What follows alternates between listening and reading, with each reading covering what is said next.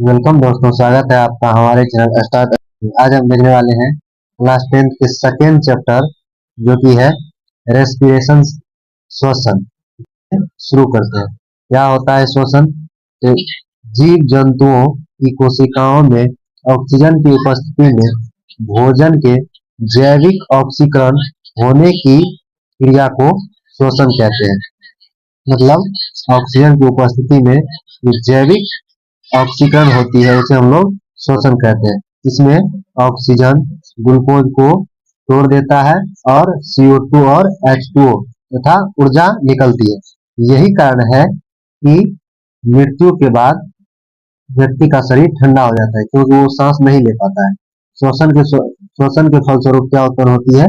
ऊर्जा उत्पन्न होती है, और मरा हुआ व्यक्ति कभी सांस नहीं ले सकता, इसीलिए उसका शरीर ठंडा पड़ जाता है। यहाँ पर आप देख सकते हैं ये ग्लूकोज है और ये ऑक्सीजन है। दोनों के रिएक्शन के फलस्वरूप क्या हुआ है? कार्बन डाइऑक्साइड और जल बना है, उसके बाद ऊर्जा मुक्त हुई है। चलिए आगे देखते हैं। आगे है श्वसन दो तरह का होता है। पहला बाह्य श्वसन, दूसरा आंतरिक श्वसन। बाह्य श्वसन को श्वसन भी कहते हैं और आंतरिक श्वसन को कोशिकीय श्वसन भी कहते हैं।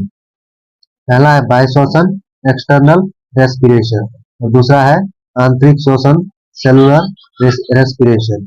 हम आप लोग को बता दें कि बाह्य श्वसन का मतलब है जैसे नासिका छिद्र से सांस लेना, सांस लेकर के फेफड़ाओं तक ऑक्सीजन को पहुंचाना, ये बाह्य श्वसन का हिस्सा है। और कोशिकीय श्वसन, जब ब्लड में उपस्थित हीमोग्लोबिन जब ऑक्सीजन के साथ मिल जाती है और वो ऑक्सी हीमोग्लोबिन बना करके जब वो ऑक्सी हीमोग्लोबिन धमनी के रास्ते कोशिकाओं तक पहुंचती है, तो कोशिका में जो है माइटोकॉन्ड्रिया उपस्थित रहता है जो उस ऑक्सीजन का उपयोग करता है, मतलब श्वसन की क्रिया करता है। तो वो श्वसन जो है आंतरिक श्वसन हो गया, और फेफड़ा में जो होता है वो बाह्य श्वसन हो गया। इस प्रकार हमारे पूरे शरीर में 2 बार श्वसन की क्रिया होती है। ये आगे देख लेते हैं। आगे है पहला है बाह्य श्वसन, एक्सटर्नल रेस्पिरेशन। प्राणी और वातावरण के बीच श्वसन गैसों O2 एवं CO2 के आदान प्रदान अर्थात ऑक्सीजन का शरीर में आना और कार्बन डाइऑक्साइड का शरीर से बाहर जाना बाह्य श्वसन कहलाता है। क्योंकि इस प्रकार की श्वसन क्रिया फुफ्फुस यानी लंग्स में संपन्न होती है। हम आपको पहले ही बता चुके हैं कि जब हम लोग श्वसन की क्रिया मतलब नाक के द्वारा सांस लेते हैं और ऑक्सीजन जब ग्रहण करते हैं और कार्बन डाइऑक्साइड जब बाहर करते हैं, तो ये जो श्वसन क्रिया होती है ये बाह्य श्वसन क्रिया है। फेफड़ाओं में जो श्वसन क्रिया हुई है ये बाह्य श्वसन की क्रिया हुई है। उसके बाद है श्वासोच्छ्वास, ब्रीथिंग।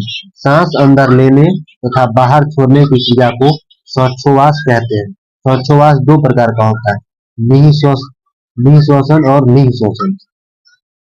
श्वासोच्छ्वास जो है निःश्वसन और निःश्वसन को मिला करके, इंस्पायरेशन और एक्सपायरेशन को मिला करके ब्रीथिंग बनता है। देख लेते हैं क्या होता है श्वासोच्छ्वास। यहाँ पर आप लोग को दिख रहा होगा निःश्वसन, इंस्पायरेशन। सांस अंदर लेने की क्रिया को निःश्वसन कहते हैं। निःश्वसन में हम निम्नलिखित गैसों को अंदर लेते हैं, जैसे ऑक्सीजन 21%, नाइट्रोजन 78% और कार्बन डाइऑक्साइड 0.03%। दूसरा है निःश्वसन, एक्सपायरेशन। जब सांस बाहर छोड़ते हैं तो उसे निःश्वसन कहते हैं। जितनी मात्रा में हम सांस अंदर लेते हैं उतनी ही मात्रा में हम सांस बाहर छोड़ते हैं, किंतु गैसों का अनुपात बदल जाता है। निःश्वसन में निम्नलिखित गैस मुक्त होती है। तो देखिए, जितना गैस हम लोग अंदर लेते हैं उतना ही गैस हम लोग बाहर भी मुक्त करते हैं। लेकिन यहाँ पे ऑक्सीजन, जब हम लोग ऑक्सीजन अंदर लेते हैं, जब हम लोग सांस अंदर खींचते हैं, वो ऑक्सीजन 21% रहता है, क्योंकि बाहर छोड़ते समय ऑक्सीजन मात्र 17% तक होती है। नाइट्रोजन 78% रहता है और बाहर छोड़ने समय भी नाइट्रोजन 78% रहता है। कार्बन डाइऑक्साइड 0.03% रहता है और छोड़ते वक्त भी कार्बन डाइऑक्साइड 4.6% तक रहता है। मतलब जब हम लोग श्वसन क्रिया में सांस अंदर लेते हैं तो 21% ऑक्सीजन के बदले जब बाहर करते हैं तो 17% ऑक्सीजन बाहर छोड़ते हैं। ऐसा नहीं है कि पूरा का पूरा ऑक्सीजन उपयोग हो जाता है, 17% बाहर ही हो जाता है। कार्बन डाइऑक्साइड जो 0.03% गया था वो 4.6% मुक्त हो गया बाहर। जब हम लोग श्वसन की क्रिया करते हैं तो वायु हमारे फेफड़ा में पहुंचती है, जहां पर हमारे ये सभी गैस पहुंचते हैं। लेकिन इसमें से जब हीमोग्लोबिन हमारे फेफड़ा के वायु कुपिका में पहुंचती है तो वहां पर ऑक्सीजन का उपयोग करके ऑक्सी हीमोग्लोबिन बना लेती है, सिर्फ और सिर्फ ऑक्सीजन को लेकर के जाती है, बाद बाकी ये गैस वहीं पर रुका हुआ रहता है। पुनः जब कोशिकाओं में श्वसन क्रिया पूर्ण हो जाती है, वहां से कार्बन डाइऑक्साइड लेकर के आती है, तो पुनः वह ऑक्सीजन के साथ मिलकर के जो कि 17% बढ़ जाता है और नाइट्रोजन 78% और कार्बन डाइऑक्साइड चार हम लोग 6% रहता है, उसको लेकर के फिर बाहर कर दिया जाता है। चलिए आगे बढ़ते हैं। आई होप कि आपको समझ में आया होगा। मानव का श्वसन मार्ग, जब जब श्वसन करता है, मनुष्य जब श्वसन करता है तो वायु जिस मार्ग का अनुसरण करती है उसे उस मार्ग को ही श्वसन मार्ग कहा जाता है। श्वसन मार्ग निम्नलिखित है। पहला, नासिका छिद्र या नासा कपाट, ग्रसनी, स्वर यंत्र, श्वास नली। दूसरा क्या है?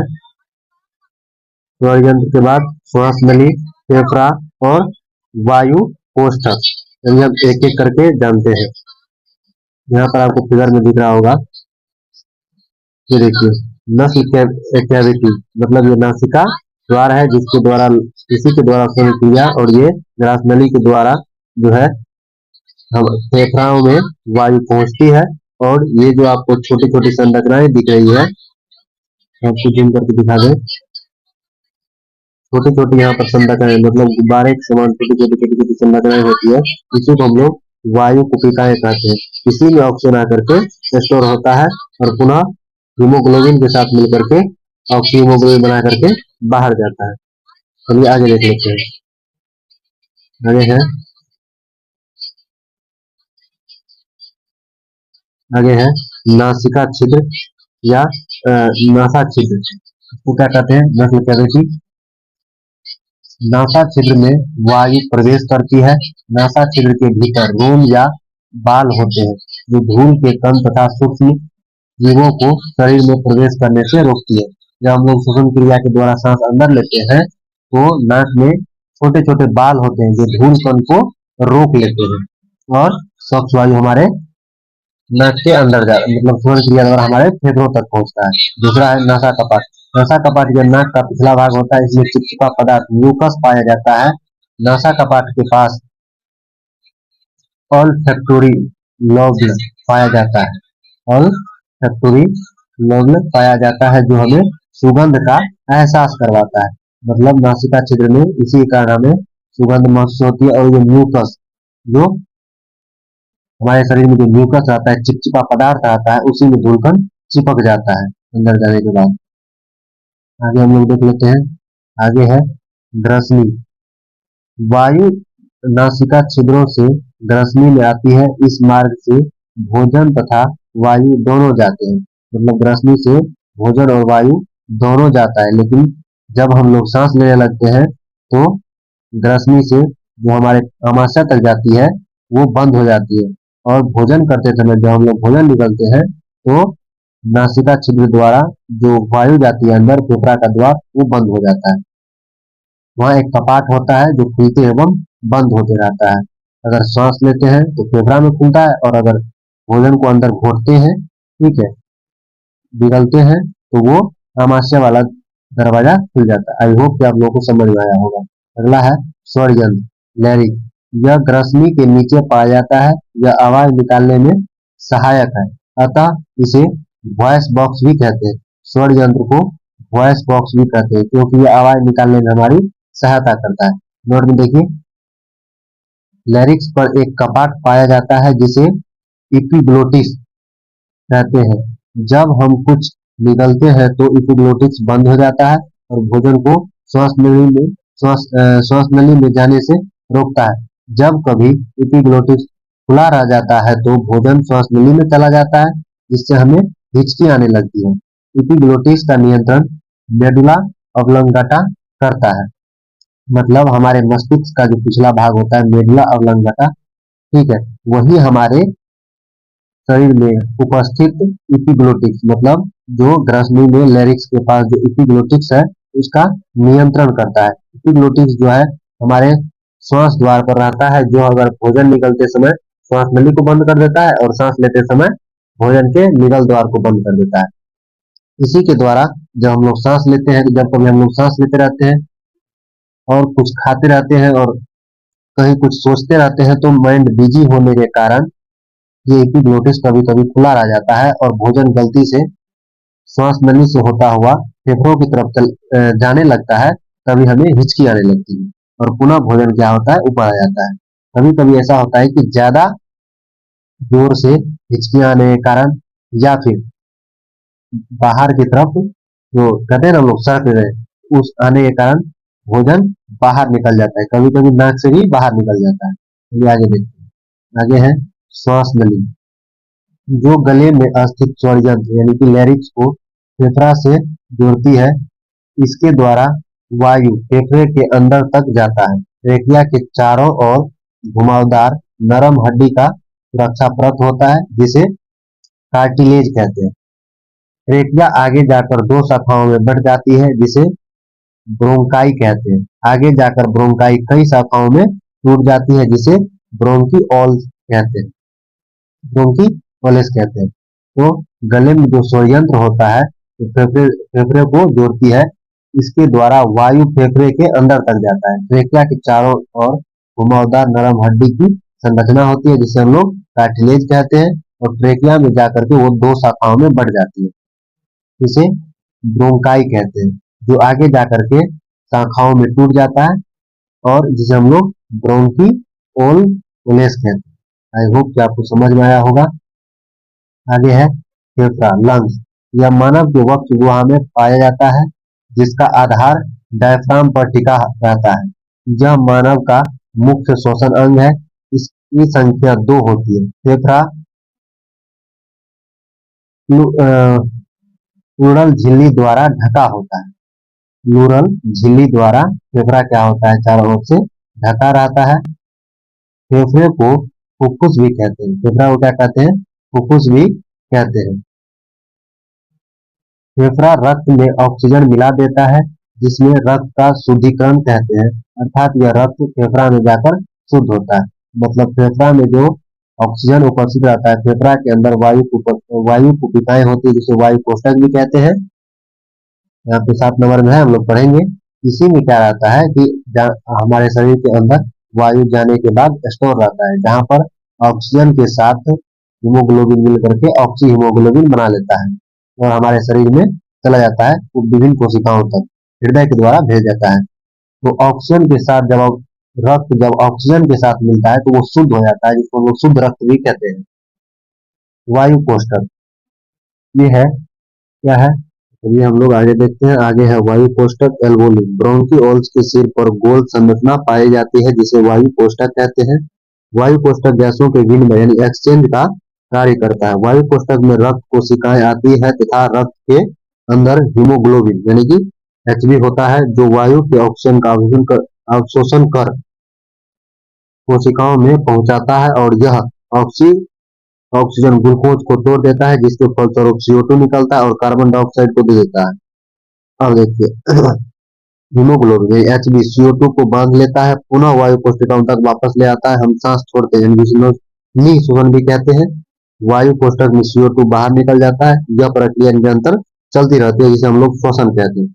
अब आपको समझा दें कि वायु कोष्ठक यानी कि वायु कुपिकाएं और वायु कोष्ठक दोनों एक ही होता है। जब हम लोग सांस लेते हैं, श्वसन की क्रिया के फलस्वरूप वायु कहाँ पहुंचता है, फेफड़ा में। पहले तो फेफड़ा में पहुंचता है। फेफड़ा में क्या रहता है, वायु कुपिकाएं। फेफड़ा के जो अंदर में बहुत सारे संरचनाएं होती है, उसके सिरे पर जो छोटे छोटे हड्डी के समान आपको संरचनाएं दिखती है, उसके सिरे पर छोटे छोटे महीन महीन गुब्बारे के समान संरचनाएं होती है, जिसे हम लोग वायु कोष्ठक या वायु कुपिकाएं कहते हैं। इसी में जाकर के ऑक्सीजन भर जाता है और ऑक्सीजन यहाँ पर हीमोग्लोबिन का इंतजार करती है। मतलब रक्त में जो उपस्थित कोशिकाएं होती है, जो वायु का आवागमन यानी कि लाता है, ले जाता है, जो होता है, ठीक है, वायु का ट्रांसपोर्ट करता है, उसे हम लोग हीमोग्लोबिन कहते हैं।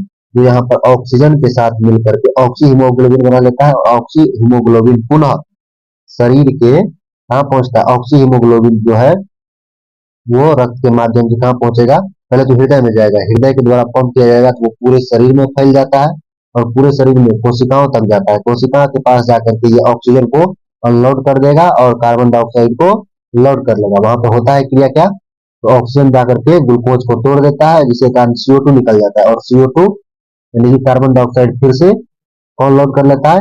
हीमोग्लोबिन, जो बन जाता है कार्बोक्सी हीमोग्लोबिन, और कार्बोक्सी हीमोग्लोबिन पुनः वायु कुपिका में आने के बाद कार्बन डाइऑक्साइड को अनलोड कर देगा, और फिर कार्बन डाइऑक्साइड जो आया उधर से वो, और शोषण क्रिया के फलस्वरूप जो नाइट्रोजन और कार्बन डाइऑक्साइड गया था वो सब मिल करके फिर बाहर निकल जाता है, मतलब हम लोग सांस छोड़ देते हैं, जिसे हम लोग निःश्वसन भी कहते हैं। ये प्रक्रिया निरंतर चलती रहती है, जिसे हम लोग श्वसन क्रिया कहते हैं। आई होप कि आपको समझ में आया होगा।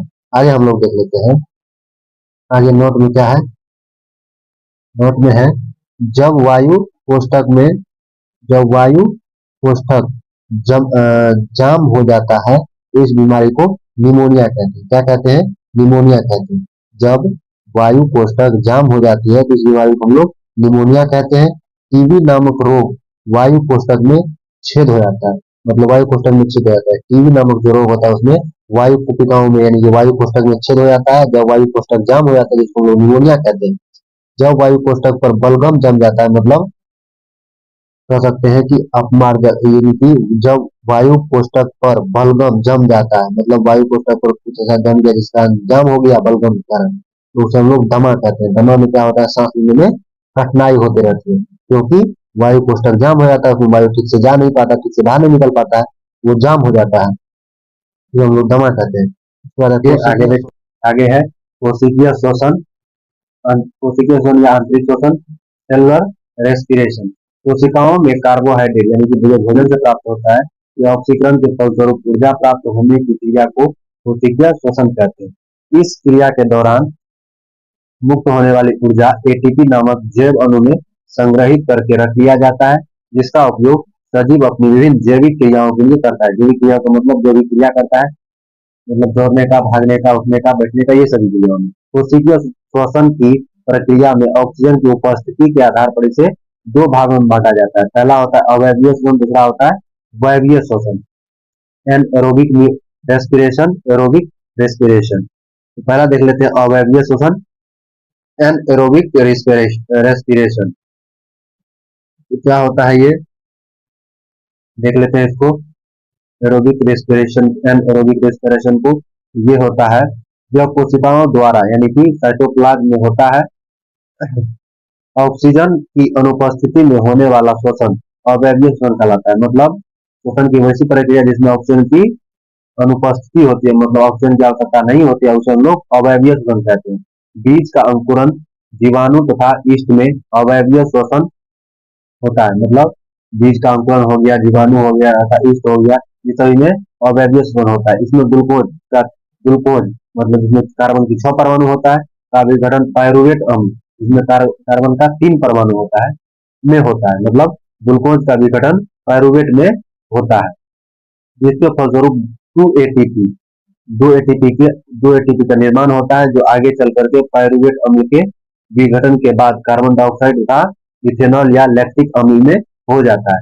मतलब कार्बन का जो 3 परमाणु बच गया, ठीक है, जो 2 एटीपी का निर्माण कर लेता है, जो आगे चल करके पायरुवेट अम्ल के विघटन के फलस्वरूप कार्बन डाइऑक्साइड का इथेनॉल या लैक्टिकल अम्ल में हो जाता है। 2 एटीपी, जो एटीपी का फॉर्मूला होता है एटीपी, एडिनोसाइड ट्राइफॉस्फेट, ठीक है, मतलब इस रूप में ऊर्जा क्या रहता है? स्टोर रहता है।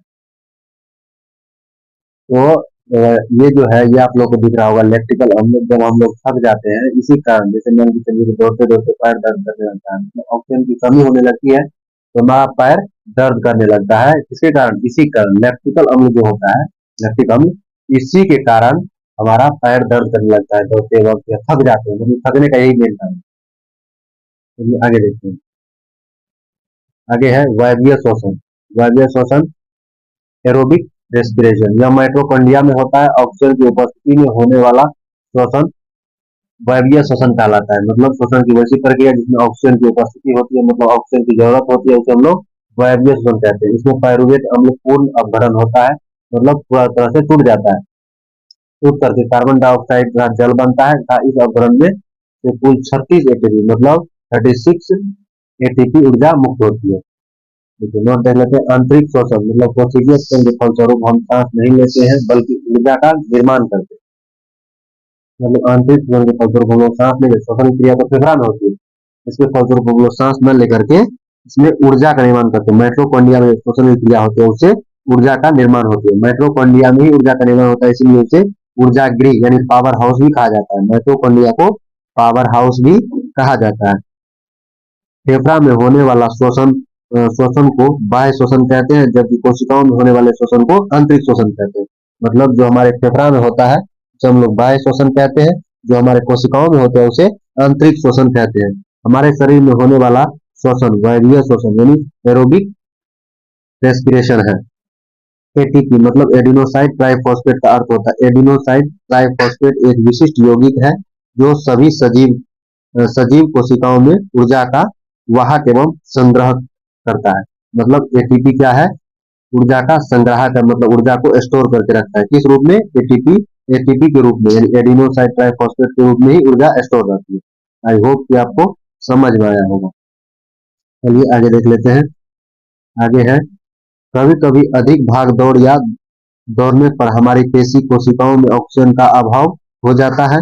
इस स्थिति में ऊर्जा प्राप्ति के लिए पायरुवेट अम्ल का विखंडन ऑक्सीजन की अनुपस्थिति में होता है तथा कार्बन डाइऑक्साइड के कारण लैक्टिक अम्ल का निर्माण होता है। लैक्टिक अम्ल के कारण हमारी पेशियों में दर्द या क्रैम्प होने लगता है। आराम करने या मालिश करने पर लैक्टिक अम्ल विघटित होकर के इथेनॉल तथा जल में परिवर्तित हो जाता है, जिससे पेशियों में होने वाला दर्द या ऐंठन खत्म हो जाता है तथा आराम मिलता है। हम पहले ही बता चुके हैं कि लैक्टिक अम्ल के कारण ही हमें दर्द होने लगता है। दौड़ते दौड़ते या ज्यादा काम करने पर जब हमें थकान महसूस होने लगती है, मसल्स में ऐंठन होने लगती है, इसका मेन कारण है लैक्टिक अम्ल। जब हमें तेल से क्या किया जाता है कि मसल्स को दबाया जाता है या मालिश किया जाता है, तो ये ऐंठन कम हो जाती है और हमारा दर्द खत्म हो जाता है। आगे देख लेते हैं विभिन्न पथों द्वारा ग्लूकोज का विखंडन कैसे होता है। ग्लूकोज देखिए C6H12O6 जिसमें कार्बन का 6 परमाणु है, कोशिकीय द्रव में इसका विघटन होने के फलस्वरूप 3C मतलब 3 कार्बन पायरुवेट अम्ल और ऊर्जा ये दोनों बनता है। उसके बाद इसका देखिए ऑक्सीजन की अनुपस्थिति में क्या होता है, ऑक्सीजन का अभाव और ऑक्सीजन की उपस्थिति। ऑक्सीजन की अनुपस्थिति में इथेनॉल, कार्बन डाइऑक्साइड प्लस ऊर्जा जैसे ईस्ट हो गया, किण्वन हो गया, ये सब में होता है। ऑक्सीजन के अभाव का लैक्टिक अम्ल प्लस ऊर्जा हमारी पेशियों में हमारी पेशी कोशिकाओं में होता है। मतलब ऑक्सीजन के अभाव के कारण जो पायरुवेट अम्ल प्लस ऊर्जा रहता है, ऊर्जा तो नहीं रहता है लेकिन पायरुवेट जो होता है वो ऑक्सीजन की अभाव में क्या कर देता है, लैक्टिक अम्ल में क्या रूप ले लेता है। ऑक्सीजन की उपस्थिति में कार्बन डाइऑक्साइड, जल और ऊर्जा बनता है जो माइटोकॉन्ड्रिया में होता है और हमें ऊर्जा प्राप्त होती है। यहाँ पर आप देख सकते हैं ऑक्सीजन के अभाव का लैक्टिक अम्ल बनता है तो हमें थकान महसूस होने लगती है, जिसे ज्यादा काम करने पर, ज्यादा भाग दौड़ करने पर और ऑक्सीजन की उपस्थिति रहता है मतलब पर्याप्त मात्रा में ऑक्सीजन मिलते रहता है तो कार्बन डाइऑक्साइड, जल और ऊर्जा मिलती है। और कार्बन डाइऑक्साइड ऊर्जा का ही एक रूप है। आप लोग को पता होगा कि कार्बन डाइऑक्साइड से हमें क्या मिलती है, ऊर्जा मिलती है। और माइटोकॉन्ड्रिया में ये क्रिया होती है। आगे है संवहन ट्रांसपोर्टेशन, जिसे हम लोग अगले चैप्टर में डिस्कस करेंगे। हमारा शोषण जो चैप्टर था वो यहीं तक है। मिलते हैं नेक्स्ट क्लास में, तब तक के लिए जय हिंद। अगर वीडियो पसंद आया हो तो वीडियो को लाइक, चैनल को सब्सक्राइब जरूर करें। धन्यवाद। ये हम लोग यहीं तक है हमारा समय क्रिया, आगे हम लोग कल देखेंगे।